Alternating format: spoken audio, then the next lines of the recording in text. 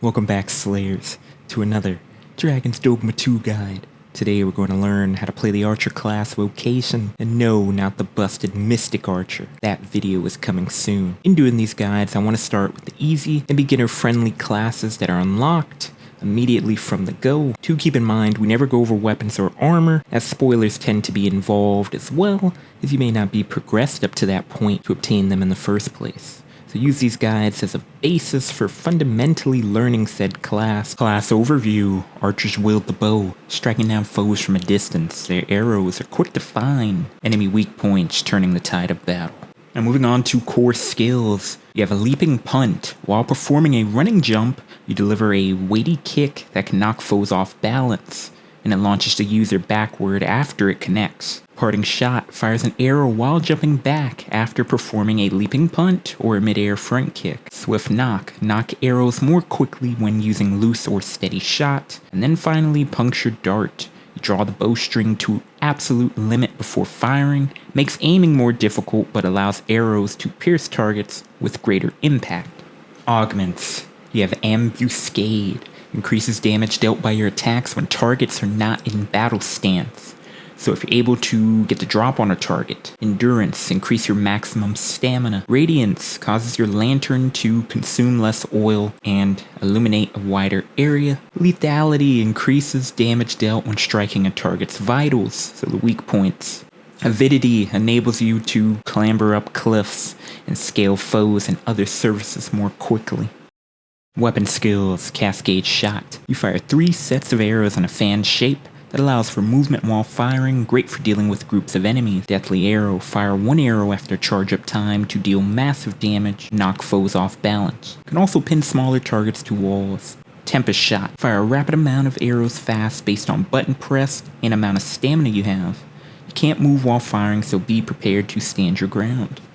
Lastly, erupting shot. Advanced form of exploding shot with increased arrow speed. If employed while clinging to target, you will employ the arrow directly.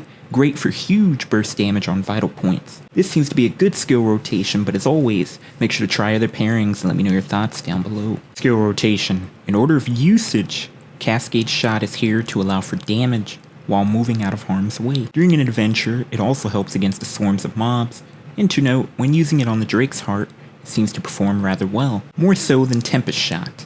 Tempest Shot does have a good amount of stun lock on targets though. When using loose when firing, the game kind of decides where to aim, so that can be a bit janky, so only use it when you don't really have an opportune time to aim at weak point. As you'll see in gameplay, there are clear-cut areas for weak point damage, but the game targets other areas. Steady Shot offers the best precision when aiming, so prioritize that when possible. Now, Deathly Arrow is here for that extra stagger potential, and if a foe was already about to be in knockdown state, it finishes the job.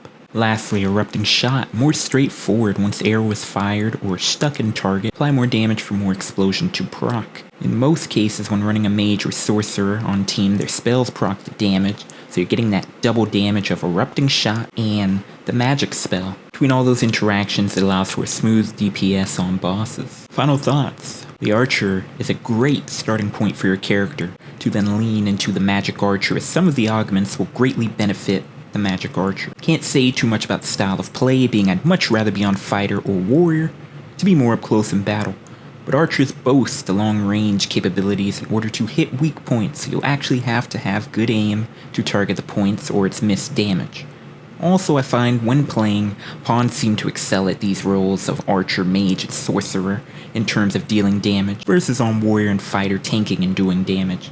To finish, Archer does offer massive burst potential as you further upgrade your gear, but as you using it, you're better off on Magic Archer or even Mystic Spearhand. Thank you guys for watching. Found anything helpful today? Be sure to spank that like button and subscribe, ringing the bell, as Ty1slayer creates educational content all the time.